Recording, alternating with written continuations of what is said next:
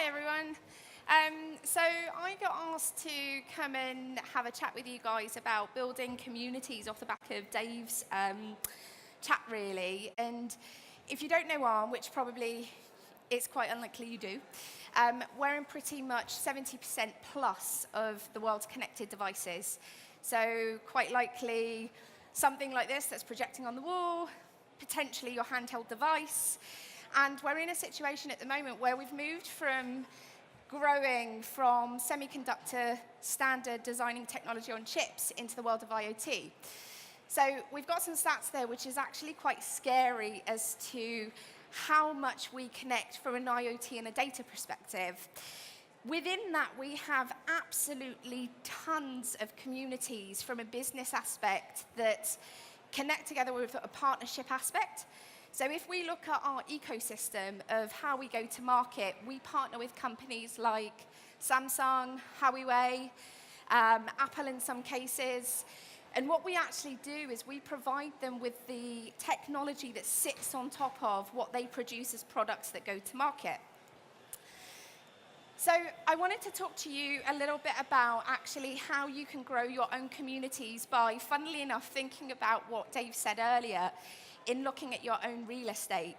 So really thinking about how many followers you've got on platforms like LinkedIn, what you've got going on Facebook, but also your own individual networks.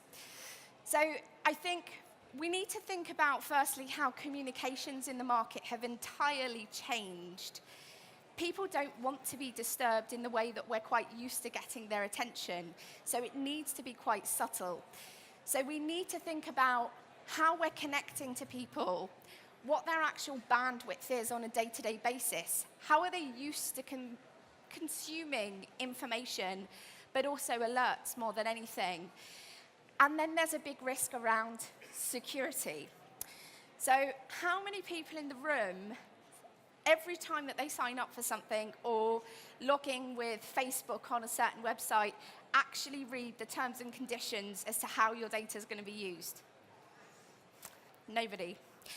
But then afterwards, when you get outbreaks in the news, how many people are really disgruntled with that brand for how they've actually used your technology and also your data behind that?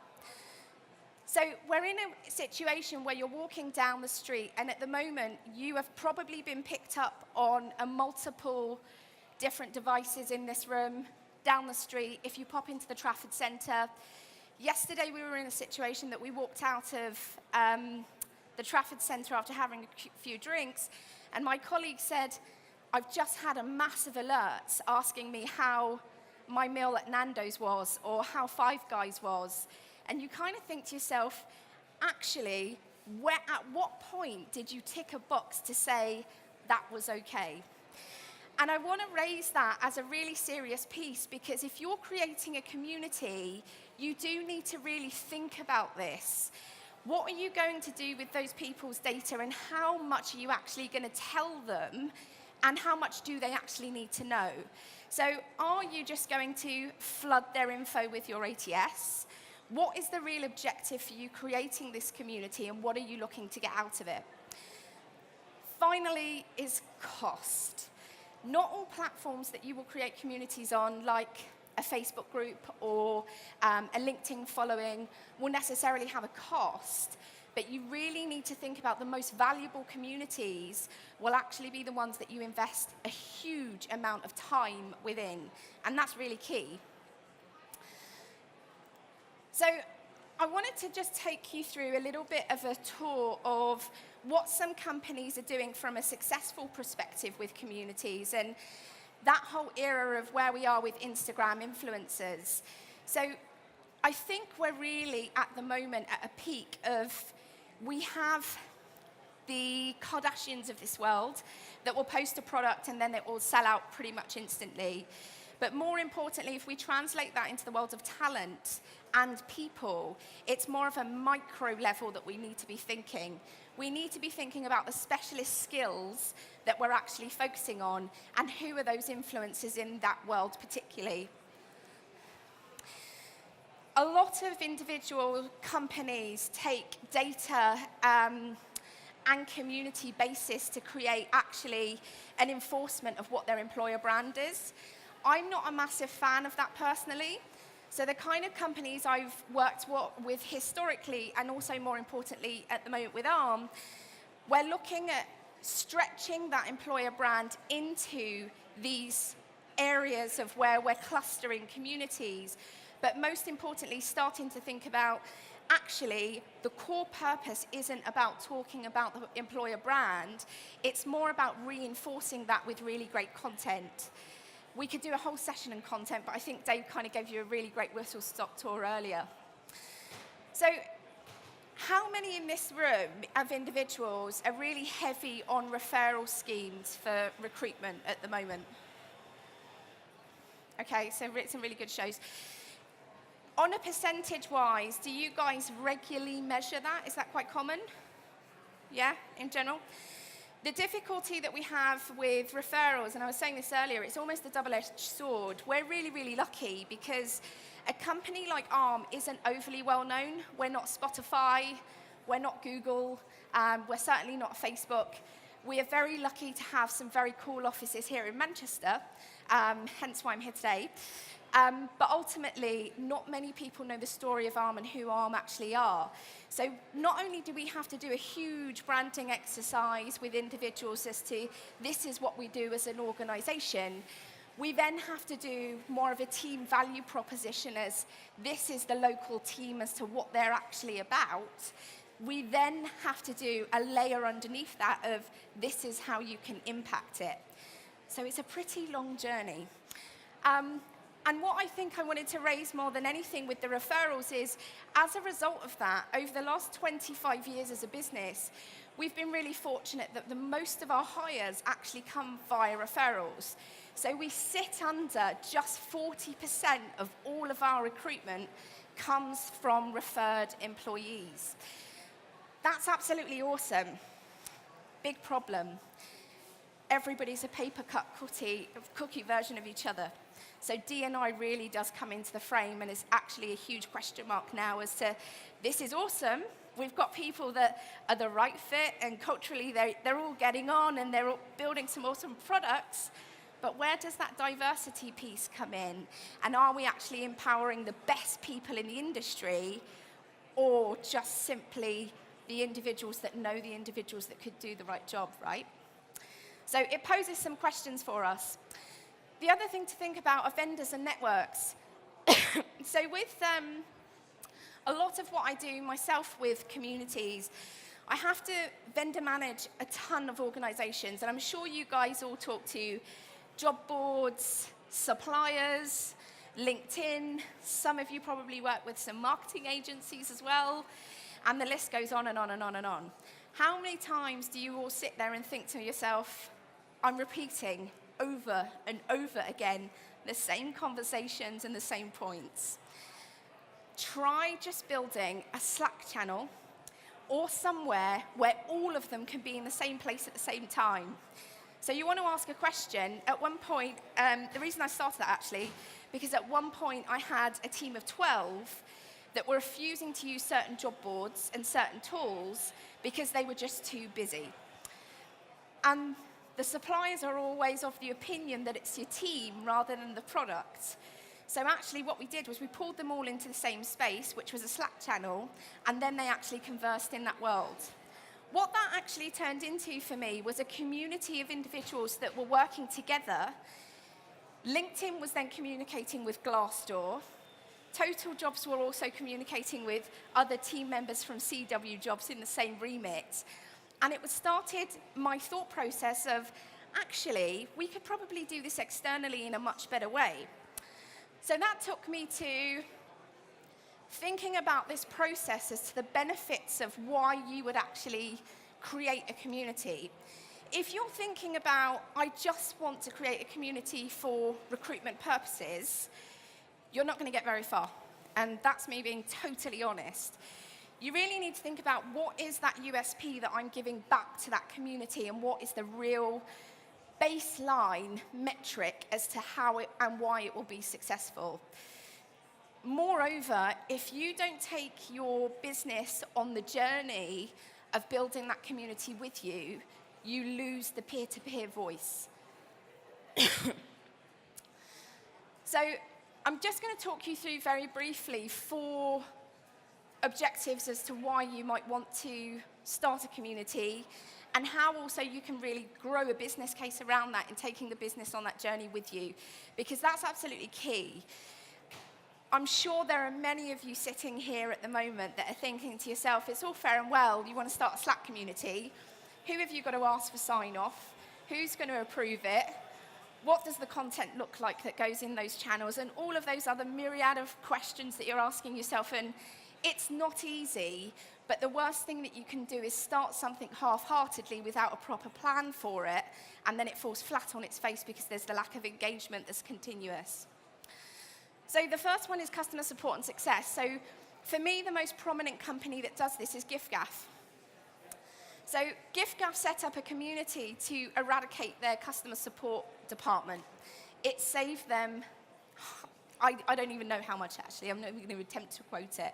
But they don't have a customer support function because they have a community that answers each other's questions and really drives that value proposition for them as a product and as a service.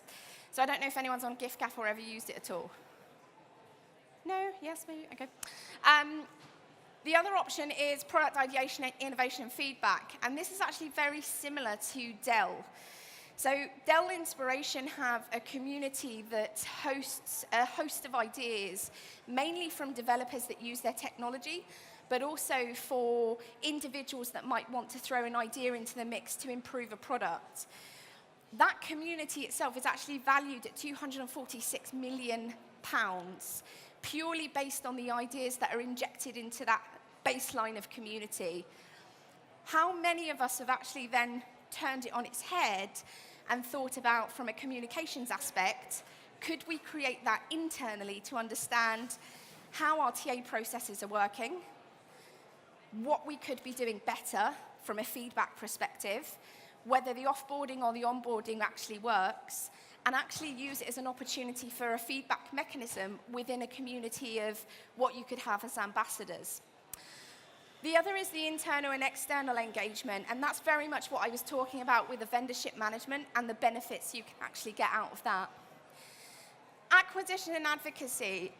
I'm sure if there are any recruitment agencies in this room outside of internal TA teams, you've probably seen a huge rise at the moment of communities that are popping up in certain areas to drive meetups.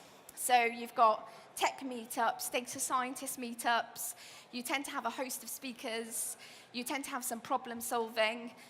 In all fairness, the benefit of those communities is they're a new, fresh group of people that are coming through the door every single time. That is what you would call an acquisition community. Realistically, the best way to actually run those is actually offline rather than online. Because what happens is you have a new footfall of individuals that you're really pumping similar content to on a day-to-day basis, but your engagement levels won't be overly high from a sustainable aspect. So that's really important to consider as well. The advocacy piece is where it comes into, for me, for a successful TA team to own a recruitment, but almost sit behind the scenes with your line managers and hiring managers really driving that community and that behavior. So you're working with them to really push that content into those streams of business and then feed it through so you've got those engagement levels going. So a couple of times I've used different platforms, and I think once you've decided we want an acquisition and advocacy community, or maybe you're going to do the internal or wherever it is, it's where do we actually put this community and what are we going to do with it and how? So it was awesome to have Dave on before because he's giving you a really good idea, I hope, as to what kind of content you can create and the levels of engagement you can have off of the back of that. Facebook is simple, it's efficient, it's cost effective, and then if you're really looking at getting some uptake, we've been in a really fortunate position where we've had a marketing team that pushes a lot of business content through our Facebook channel. Within that, what we have seen is our most successful content that we push is actually around, at the moment, CSR particularly. So anything that is tagged with sustainability, anything that really focuses on eco-friendly, world environment, which we're impacting quite heavily, but I'm sure you can take a look at the website and get an idea of that. Those engagement levels from that type of content goes through the roof, far more than a day in the life of software engineering, far more than a peer-to-peer discussion or talk to me anytime type of Facebook Live that we would run. And it's really interesting to understand then the psyche of our followers that are seeing that level of content and wanting more of it. So I cannot stress enough, if you're going to go down the route of having a community on a particular channel, understand the segmentation of who you're actually targeting. Understand actually, are we pushing sustainability, for example, content, as a result of we know that that community is going to be interested in that information, or are we just doing it because it's part of a wider EVP strategy? The other great channels that we've used historically have led to WhatsApp groups. You tend to find that they're more casual in conversation.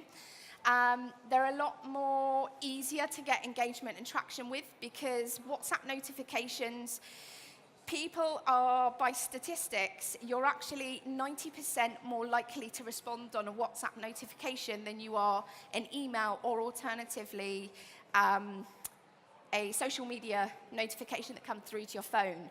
And I think, if I'm not mistaken, it's 28% more likely on time, anything up to 10 seconds better than you would from any other channel.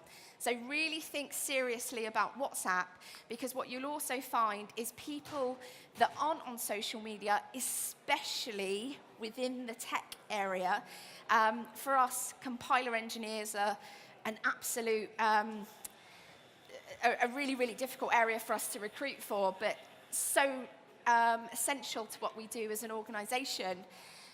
If we were to actually consider a Facebook campaign for a compiler engineer, I'd probably be laughed out the room by the hiring managers, because 90% of them actually aren't on that channel, which is fascinating to see. So I cannot stress again, understanding your community, but WhatsApp is absolutely, anybody that wants to try something new, that's a really good place to start, and it's free. Snapchat has been great for us from an early career aspect. The ability to have the filters, the ability to use the geotagging and location, that's been great to then follow up with them and retarget them with soft skill ads, which is really important. And then Slack, I think, more for the peer-to-peer conversations. So if you're thinking about maybe doing something along the lines of, here's a problem-solving evening that we're going to host, and we're in a position that we're going to have individuals code a solution, that's the kind of place that you might want to start, but also that's the kind of place that you also want to follow up, because they're so engaged on Slack on a regular and daily basis. A lot of the time, we struggle with getting the business to understand what success metrics actually are. And the thing that I would stress more than anything is ensure that those success metrics are actually your own and not what the business is suggesting. So for me, I really go through a very, very basic hires, interviews, and engagements. Engagements are comments that people put on. Engagements are responses, likes. They're not necessarily click-throughs. And I think that's really important that you stress that, because a click-through turns it into actually the action that's happening. People might be engaged with your brand, but not necessarily click through on that particular article at a particular time. So make sure that the business is really differentiating between success from what you would have from a traditional marketing aspect to actually what is important for TA. The ultimate is actually recruiting the right individual, but then think about that process and that journey along the way.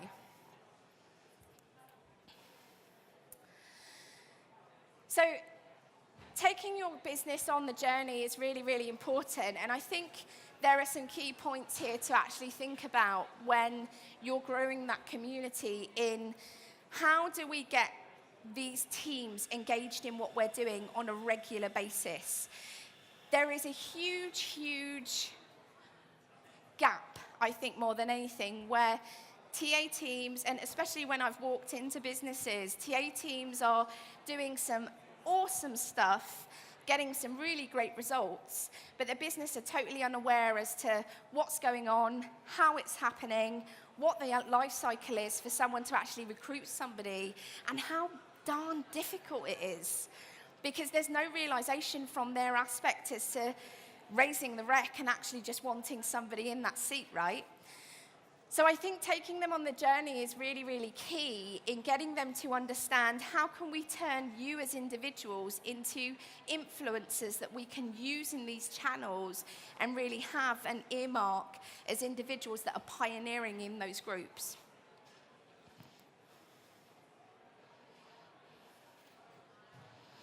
So that was a really quick overview of knowing your network, choosing the right platform, but understanding those metrics for success. I think more than anything, I'd really focus on with the metrics, which is the most important piece. Everybody wants to know what your ROI is, what cost you're actually investing in that, and what they're getting back from it as an absolute imperative.